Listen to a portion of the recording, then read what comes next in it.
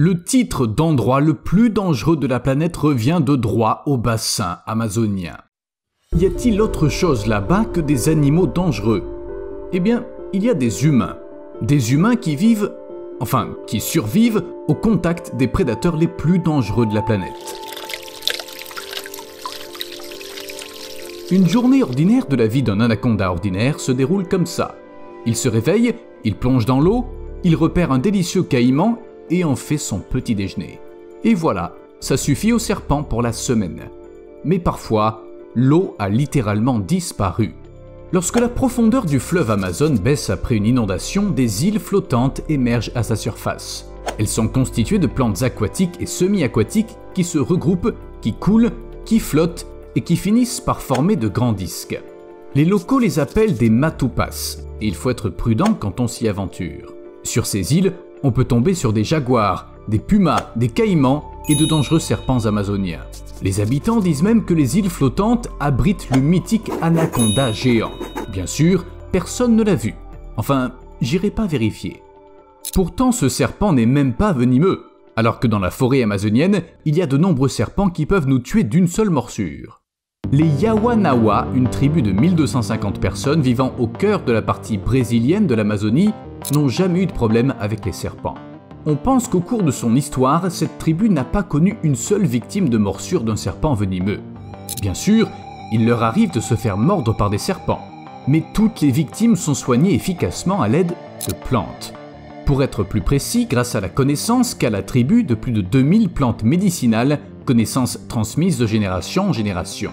Même Steve n'a pas réussi à trouver ces plantes sur Google, alors qu'au fil des ans, les Yawanawa ont réalisé qu'elles avaient des propriétés curatives et ils ont appris à les utiliser à bon escient.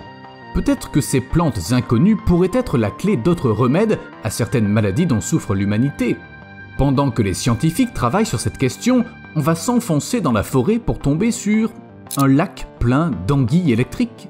Et si c'est pas assez effrayant pour vous, laissez-moi vous expliquer. Il y a plus d'une centaine d'anguilles électriques adultes qui vivent dans ce petit lac. Et c'est bizarre, car les anguilles sont considérées comme des créatures solitaires, et celles-ci ont appris non seulement à coexister, mais aussi à se regrouper pour chasser. Tout d'abord, elles rassemblent les petits poissons, puis une dizaine d'anguilles forment un groupe de chasse, un peu comme une meute de loups, et elles foudroient leurs victimes à l'aide de courants électriques. C'est un comportement très inhabituel, étant donné que l'anguille électrique est un poisson et que les poissons chassent rarement en groupe. Bien entendu, c'est également dangereux pour un humain qui pourrait tomber accidentellement dans le lac. C'est une chose de recevoir une décharge d'une anguille isolée, mais plusieurs anguilles qui se lient contre vous, c'est une toute autre histoire. Je me demandais quelle tension 10 anguilles peuvent produire quand elles agissent de concert. Et voici ce que j'ai découvert. Selon le chercheur David de Santana, une anguille de cette espèce peut produire une décharge de 860 volts, ce qui signifie que 10 individus peuvent générer 8600 volts. C'est à peu près la même tension que celle nécessaire pour alimenter 100 ampoules électriques. Si je vous parlais d'une eau qui n'a pas besoin d'anguilles pour tuer, car elle est bouillante, littéralement. Cette eau mortelle se trouve dans la partie centrale de l'Amazonie péruvienne, dans une rivière d'environ 9 km de long. Certes, il n'y a que 6 km de la partie aval de la rivière qui sont chauds, mais croyez-moi, c'est bien suffisant. La majeure partie du flux, surtout pendant la saison sèche, est assez chaude pour nous tuer. Pas instantanément bien sûr, mais de petits mammifères, des reptiles et des amphibiens tombent régulièrement dedans et sont ébouillantés vivants. À la fin, il n'en reste que les os. La température de l'eau atteint parfois 94 degrés Celsius. Quand on marche sur la rive de cette rivière bouillonnante, il faut être extrêmement prudent. Vous vous demandez peut-être pourquoi la rivière est en ébullition. En effet, il n'y a pas d'activité géothermique ou de volcan à proximité. Et à vrai dire, les scientifiques sont pas tout à fait sûrs de la raison pour laquelle l'eau atteint une température aussi anormale. La théorie la plus plausible est que l'eau de pluie pénètre dans des fissures profondes de la croûte terrestre, qu'elle se rapproche du manteau où elle atteint son point d'ébullition. Et après, elle se précipite joyeusement dans la jungle en essayant de faire cuire tout ce qui se trouve sur son chemin. Mais vous savez ce qui m'a vraiment choqué? Les habitants de la région se baignent dans cette rivière, ils y nagent et ils restent en vie. Bon, ils ne font ça qu'après de fortes pluies, quand l'eau froide tempère l'eau bouillante de la rivière. Le reste du temps, ils utilisent l'eau de la rivière pour faire du thé et cuisiner. Ça a l'air pratique, On va à la rivière le matin, on remplit sa tasse d'eau bouillante, on voit passer un anaconda bouilli, c'est super. Les moustiques sont la seule chose qui vient gâcher ce petit paradis. Bien sûr, ils ne vivent pas partout dans la forêt amazonienne. Par exemple, il n'y a presque pas de moustiques près du Rio Negro, un affluent de l'Amazone. C'est dû au pH acide de la rivière. Mais le Rio Branco est un paradis pour les moustiques, car ses eaux sont riches en minéraux. Si on y va la nuit, à l'aube ou au crépuscule, c'est... Bon sang, je peux pas me concentrer. Ouf, on peut continuer. La nuit, l'aube et le crépuscule sont les moments préférés des moustiques, quand ils se mettent en chasse. Il est impossible de leur échapper. Les moustiques qui transmettent le paludisme, les femelles anophèles, ne piquent qu'entre 21h et 5h du matin.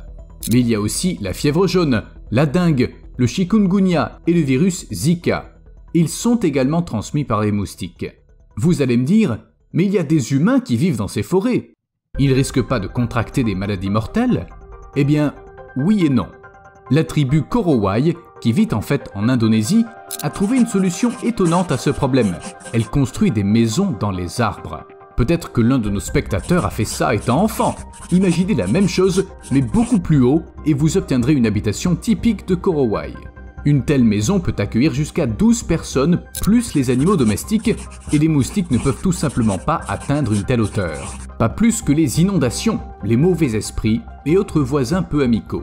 Cependant, la majorité de ces maisons se dressent sur des poteaux environ 8 à 12 mètres du sol. C'est bien suffisant. Les tribus amazoniennes utilisent une approche légèrement différente. La tribu Korubo s'enduit la peau d'argile pour repousser les moustiques.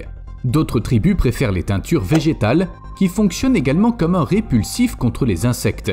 Elles se dessinent également des rayures sur le corps, et ça aide vraiment. Des scientifiques ont même mené une étude, ils ont rassemblé des statistiques et ils sont arrivés à une conclusion claire. Quand on n'est pas rayé, on est 2 fois plus attirant pour les suceurs de sang. D'ailleurs, les rayures du zèbre ont le même effet. En fait, cette tribu Korubo, ou plutôt ce groupe, est un exemple très intéressant de communauté qui vit dans un isolement presque total. C'est-à-dire qu'ils n'ont aucune idée de ce qui se passe dans le monde extérieur. Ils ont leur propre monde, et si on tente de l'envahir, on risque de le payer de sa vie. Il existe d'autres tribus autarciques dans les forêts de l'Amazonie. Dans l'état brésilien de l'Acre, une tribu de ce type semble bien s'en sortir. Ses membres pratiquent l'agriculture, ils construisent des huttes, ils chassent avec des flèches et des lances, ils n'ont aucune intention de rejoindre le reste de l'humanité. Une de ces tribus a accueilli un hélicoptère qui survolait leur village avec une volée de flèches. C'était un message assez clair. Mais la chose la plus intéressante est que certaines de ces tribus isolées utilisent des armes en acier.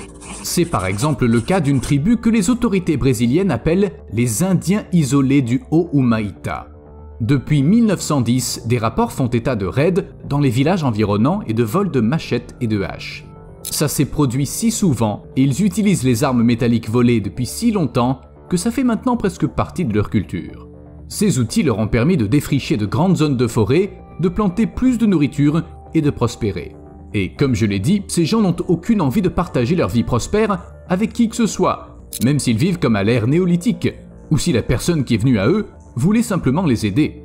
Rieli Franciscato, expert des tribus isolées de l'Amazonie, les a protégés toute sa vie. Il est mort en s'approchant d'un groupe d'indigènes. Une flèche l'a touché juste au-dessus du cœur et la blessure s'est avérée fatale. Ah, sachant ça et compte tenu des raids dont je parlais, on peut comprendre pourquoi les habitants du coin essaient de rester à l'écart de ses voisins agressifs. Qui plus est, Steve a découvert que parfois il pouvait y avoir des affrontements entre tribus isolées. Les tribus de la forêt creusent des trous très profonds dans le sol pour se cacher. C'est très pratique, ça protège à la fois des humains et des animaux, et peut-être même des images satellites. Bon, assez parlé des humains. On peut tous être dangereux, même quand on est isolé. Revenons à ce qui nous intéresse. Alors, un poisson qui peut pénétrer dans le corps humain. Voici le candiru, un minuscule poisson d'eau douce que l'on ne trouve que dans les bassins supérieurs de l'Amazone et de l'Orénoque. Le candiru se nourrit du sang d'autres poissons.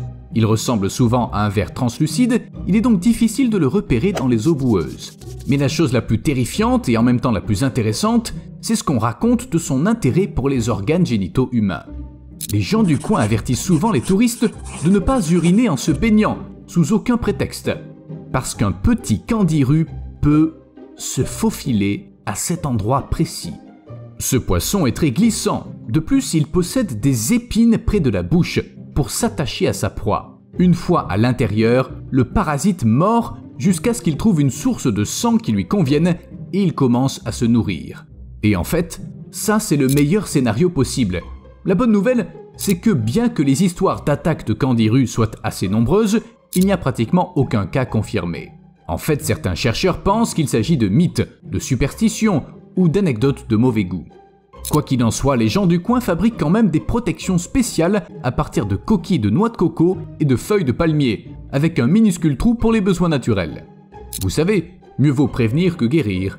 Ils ne savent pas ce qu'en pense la science. Mais le biologiste marin américain Stephen Spott a étudié en détail toutes les histoires de candirus sanguinaires et il a déclaré que même si une personne se soulage dans un cours d'eau en présence de candirus, le risque d'attaque est négligeable.